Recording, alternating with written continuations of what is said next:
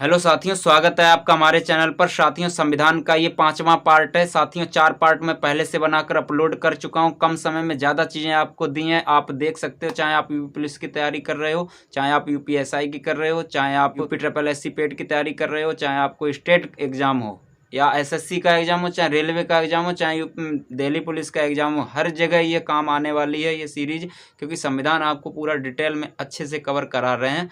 तो चलिए साथियों,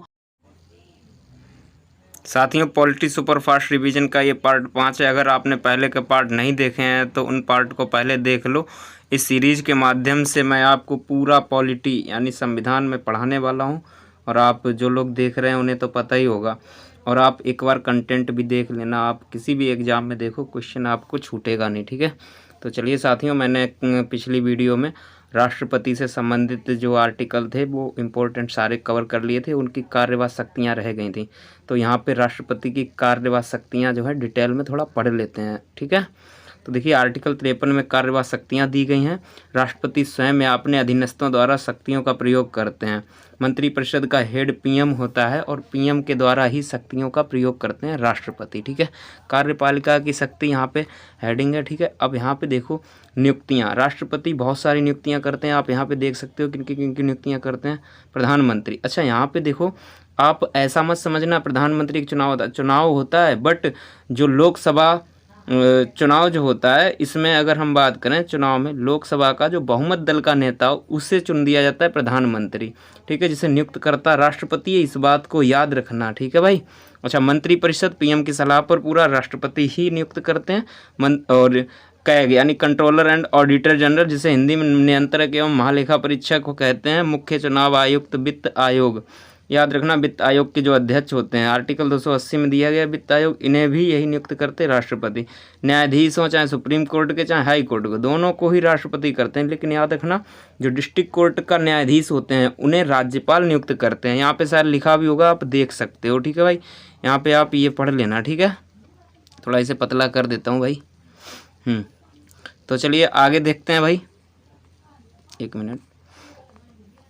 अब देखिए यहाँ पे आप देख लो, किसी क्षेत्र के अनुसूचित क्षेत्र घोषित करना हो, SC ST OBC का गठन, ये सब राष्ट्रपति का ही काम होता है, ठीक है। विधायी शक्तियों की बात करते हैं। संसद का अभिन्न अंग होता है राष्ट्रपति। लोकसभा, राज्यसभा और राष्ट्रपति तीनों संसद के ही अंग होते हैं।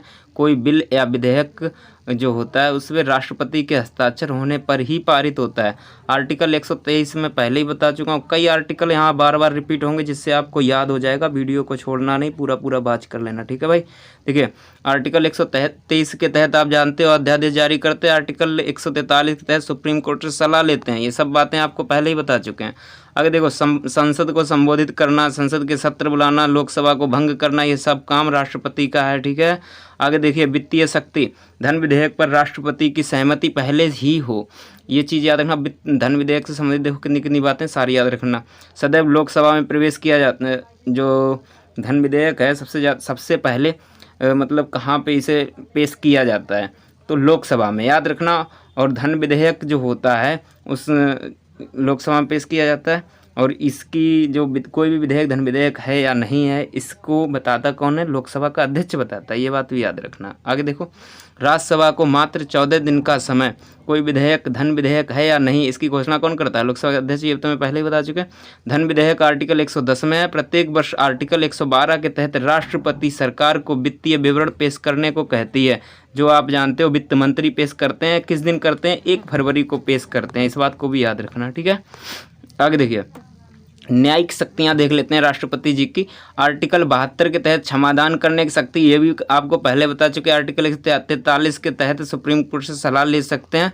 और सुप्रीम कोर्ट न्यायाधीश की नियुक्ति भी कौन करते हैं? राष्ट्रपति ही करते हैं। सैन्य शक्तियों के बारे में देख लेते हैं। आप देख लो यहाँ पे, जल, थल, वायु, तीनों सेनाओं के सर्वोच्च कमांडर होते हैं, ठीक है। कौन? राष्ट्रपति। युद्ध या शांति की घोषणा राष्ट्रपति करते हैं। आपात शक्तियाँ, जैसे मंत्रिपरिषद की सलाह पर आर्टिकल 352 के तहत राष्ट्रीय आपातकाल लगाते हैं। ध्यान दो, तीनों आपातकाल याद रखना। 352 के तहत राष्ट्रीय, और 356 के तहत राष्ट्रपति शासन, और 360 के तहत वित्तीय आपातकाल। थोड़ा डीप में इन्हें देख लेते हैं, ठीक है। देखिए, 1962 में ये राष्ट्रीय आपातकाल लगा था, उसके बाद 71 में लगा, उसके बाद 75 में लगा। 3 बार अभी तक राष्ट्रीय आपातकाल लगा है, इस बात को याद रखना। वित्तीय आपातकाल एक बार भी नहीं लगा है। आर्टिकल 356 के तहत राष्ट्रपति शासन है और 360 के तहत वित्तीय आपातकाल, ये पहले ही बता चुके हैं आपको। आगे देखिए, वीटो शक्ति या पॉकेट वीटो, इसके बारे में देख लो। कोई विधेयक राष्ट्रपति के पास पहुंचता है तो साइन करना, देखो जैसे क्या होता है, कोई विधेयक अगर पास करना है, समझो जैसे मान के चलो कोई विधेयक पास कर दिया, लोकसभा ने पास कर दिया और राज्यसभा ने पास कर दिया, इसके बाद फाइनल होने के लिए जाएगा राष्ट्रपति के पास। अगर वो साइन कर देते हैं तो विधेयक लागू हो जाएगा, ठीक है, वो कानून बन जाएगा, ठीक। अच्छा, और राष्ट्रपति को लगा कि नहीं ये आगे नहीं बढ़ना चाहिए, इसे यहीं रोकना चाहिए, तो राष्ट्रपति उसे अपनी जेब में रख लेंगे। इसे कहते हैं हम पॉकेट वीटो। उससे उन राष्ट्रपति जी से कोई पूछने वाला नहीं है कि आपने जो विधेयक दिया था उस पर साइन किया क्यों नहीं किया, क्या है क्या नहीं, कोई नहीं पूछने वाला। ये है राष्ट्रपति की पावर, राष्ट्रपति का वीटो पावर, ठीक है। आगे देखो, जैसे यहाँ पे लिखा हुआ है, आप देख सकते हो, ठीक है भाई। कोई विधेयक राष्ट्रपति के पास पहुंचता है, साइन करना, पुनर्विचार के लिए वापस देना। देखो एक बार क्या है, पुनर्विचार के लिए वापस भेज सकते हैं, पुनर्विचार करने के बाद अगर दोबारा देते हैं तो राष्ट्रपति को साइन करना पड़ेगा, ठीक है। ये भी पावर होती है पुनर्विचार के लिए। अगर उन्हें लगता है कि इसे आगे बढ़ना ही नहीं चाहिए तो पुनर्विचार के लिए नहीं देंगे, जेब में ही रख लेंगे, नहीं देते हैं, ठीक है, वापस। अच्छा, जेब में डाल लेंगे तो इसे पॉकेट वीटो यूज कर लेते हैं। अच्छा, स्वविवेक की शक्ति, अगर कोई चुनाव में दोनों पार्टियों में समान वोट आए तो राष्ट्रपति अपनी मर्जी से जिसे भी चाहेंगे वो बना सकते हैं। वैसे ऐसा हुआ नहीं है अभी तक। अच्छा देखो, कुछ राष्ट्रपति से संबंधित महत्वपूर्ण तथ्य हैं, मोस्ट इंपॉर्टेंट है, इन्हें भी याद रख लेना। राष्ट्रपति राज्यपाल की नियुक्ति पीएम की सलाह पर करते हैं, याद रखना। राष्ट्रपति राज्यसभा में 12 सदस्य मनोनीत करते हैं। देखिए ये किसके क्षेत्र में होते हैं, खिलाड़ी है, विज्ञान के क्षेत्र में, कला के क्षेत्र में, ठीक है। सबसे अधिक कार्यकाल पूछा जाए तो डॉक्टर राजेंद्र प्रसाद का। ऐसे कौन से राष्ट्रपति सबसे अधिक कार्यकाल, डॉक्टर राजेंद्र प्रसाद, 1950 से लेकर 1962 तक। एकमात्र राष्ट्रपति जो निर्विरोध चुने गए थे नीलम संजीव रेड्डी थे। भारत के राष्ट्रपति चुने जाने वाले प्रथम गैर कांग्रेसी उम्मीदवार जो दूसरी मतगणना में चुने गए थे, बीबी गिरी, ये बात पहले भी बताई थी आपको, ठीक है। कार्यकाल पूरा होने से पहले मृत्यु हो गई, ऐसे कौन राष्ट्रपति थे, डॉक्टर जाकिर हुसैन। भाई एक एक फैक्ट बहुत मेहनत से मैंने लिखा है यहाँ पे, आप भाई पूरा वीडियो देखा करो, बहुत ही बेस्ट कंटेंट आपको दे रहा हूँ, आप विश्वास करो, एक बार पूरी सीरीज़ देखो। यूपी पेट में भाई मैं सारे क्वेश्चन अपनी वीडियो से दिखाऊंगा, पेपर होने दो, चाहे यूपी पुलिस का हो, जो होगा सब इसी पीडीएफ से मैं दिखाने वाला हूँ आपको। आगे एक वीडियो बनाऊंगा जब भी एग्ज़ाम होगा तब देख लेना आप इसमें, ठीक है। आगे देखिए, भारत के प्रथम मुस्लिम राष्ट्रपति डॉक्टर जाकिर हुसैन थे। कौन थे, डॉक्टर जाकिर हुसैन थे। राष्ट्रपति के चुनाव में 12 मनोनीत सदस्य वोट नहीं डालते हैं, याद रखना, मैंने पहले भी बताया था। जबकि उपराष्ट्रपति के चुनाव में जो 12 मनोनीत सदस्य हैं ये वोट डालते हैं, और राष्ट्रपति के चुनाव में ये लोग वोट नहीं डालते हैं। क्यों भैया, तुम राष्ट्रपति ने जिसे चुना है अगर वही वोट डालने का मौका दे देंगे तो राष्ट्रपति को ही वो 12 वोट दे देंगे या नहीं दे देंगे, इसलिए इन्हें मौका नहीं दिया जाता राष्ट्रपति के चुनाव में, याद रखना, ठीक है भाई। आगे देखिए, अब यहाँ से देखिए, जवाहरलाल नेहरू ने संविधान सभा के सामने 13 दिसंबर 1946 को उद्देश्य प्रस्ताव पेश किया था। ये बातें थोड़ी सी आप बाद में पढ़ेंगे, सबसे पहले यहाँ से पढ़ते हैं। देखिए अब सबसे पहले देखो, जो संविधान सभा थी उसका गठन पूछा जाए, यहाँ पे लिखा नहीं है, मैं आपको ऐसे ही बता देता हूँ। 6 दिसंबर 1946 को गठन हुआ था, ठीक है।